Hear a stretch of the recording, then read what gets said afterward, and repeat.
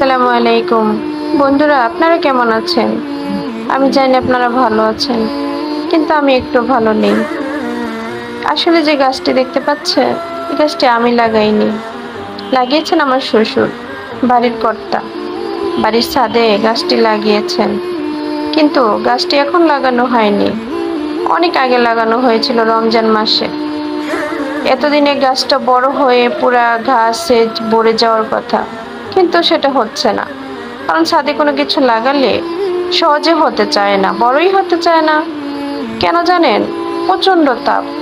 আর এবছর তো অনেক তাপ, প্রায় 40 ডিগ্রির মতো।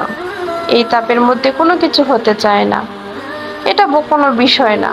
বিষয় হচ্ছে, এই গাছটি লাগানোর পর থেকে আমাদেরকে ছাদে যেতে দেয় না, জানেন? ওনারা ভাবে হয়তো ছাদে গেলে গাছটা নষ্ট করে ফেলবে, আমার ছেলেরা গাছ ছিঁড়ে ফেলবে।